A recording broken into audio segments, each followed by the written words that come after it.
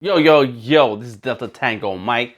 Today is January 6th, and I'm back here to give a little bit of share some of my knowledge, share some of my experience, and hopefully you can take that information and recognize what you can do and to apply for yourself, or recognize that we're in the same boat. We're doing the same thing. We have the same goal into making sure that we can have a thriving artist lifestyle.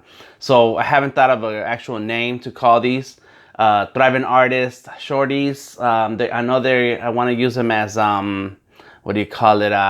Stories on social media, and but I'm still putting them up on YouTube. So make sure you check out the YouTube channel Art is King, and for demos and tutorials on YouTube, it's Vector Maestros. And if you want one-on-ones with me, I am Delta Tango Mike on Patreon. All right, so let's get right to it. Right now, what I want you to hear is we have to have the proper mental state in order to see our art business succeed. And that means taking care of ourselves. We have to be the ones who take care of our own business and rely on our own skills to negotiate. So I wrote it down. Let me check my notes because I'm saying it all wrong. So we need to have the thriving artist mental state, not the starving artist.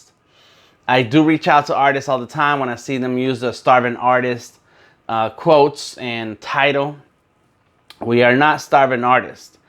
Starving artist means that you are desperate, that you'll take any job that comes your way as long as there's some kind of compensation. And we get caught up in these compensation or exposure deals because we have the wrong mental state. What we want is we want to be hungry, right? We're ready to get started on a project. We're ready to give it our all. But you have to learn to negotiate. You have to learn how to talk about your talent, how to talk about your work to show and prove that you actually deserve to get paid for it. Which is one of the reasons why I show off a lot of live streaming and show off a lot of my work online, is because my talent and my skills takes time to develop, and it has a value to it. So here's a quick story. Years ago, I did a solo show at this place here in Atlanta, and I had like 20 paintings up on the place, all over the walls, and it was gonna be up there for a month. So they we did a opening night, and I think and then some evenings where we did a few drawing sessions. In any case, one day they call me and they say, "Hey, there's this big, important, famous art TV show that wants to film in here, and they want to get you to sign a release form." I was like, "All right, how much are they paying?" And he said, "Well, I don't know." This is the curator talking to me. The curator of the place he runs the artwork and the shows at that place, the art shows, because that place hosted a lot of different things. It's not here anymore. That place doesn't exist now. In any case, he says he doesn't know, and that's what they're asking, and they want to film there, and the place wants them to film there. I said, cool. I said, well, you need to find a way to negotiate so you can get paid because you're the curator. He said, okay. So they call me, the production company, the people who produce the show. There's different producers producing one complete show. There's an executive producer, and then there's other producers, and the smaller producers, they're not smaller. Their role is to produce certain segments and certain parts of a show. And so the person in charge of producing the show that was going to be filmed at the place calls me, and she says, "Hey, we want to film here. We see your art, and we'd like you to sign a waiver." And I was like, "Cool, that sounds great." And of course, she gives me the whole spiel about how this show is and how many people see it and whatever. And I don't care. And so, especially, I don't care about popular TV, anyways. So, in any case, or celebrities, in any case, unless they got money for me to pay me for my work. So, in any case, then I do care. So I said to her, I said, great.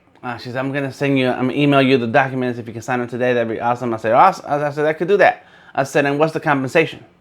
And then she stammers. Well, we don't pay We don't pay for background art or whatever. I forget exactly how she said it. And I said, but you get paid. Your staff gets paid. The show has money and a budget. Why wouldn't you? Well, we just don't do that. That's not a practice. I said, well, then you can't use my art. Well, then now we're going to have to take it down for the duration of the film. I said, okay. And that was it. You're asking for something out of me. You're asking for my talent. You're asking for my skill, even if it's just background. And if you're not ready to compensate me for that, then what do I get out of this? And so there was a moment where she kept telling me things like, oh, well, you know, this is going to be seen on TV. This is a famous show, blah, blah, blah. So-and-so is going to be there. And your art is going to be seen by so many people. I said, are you going to put my name on the screen while my art is being shown? Are you going to send people to my website through your show? You're not. You don't care about any of that. And that was the end of that conversation. So then the curator calls me and says, hey, man, you know, I'm going to have to take down the artwork because they say you don't want to sign. I say, no, I don't. And I said, and you shouldn't allow that to happen at your place that you're in charge of and not get paid either. I said, so if you're not willing to negotiate for yourself, go ahead and take it down. Take it down and let them film with bare walls. And they did.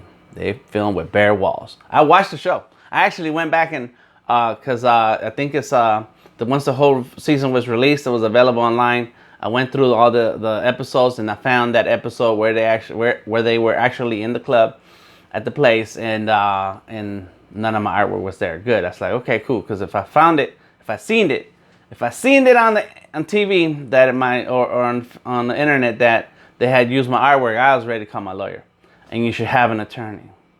Any case, so the point is that we have to have the right mental state, and that in order to negotiate for what we want and negotiate for what we need out of our career.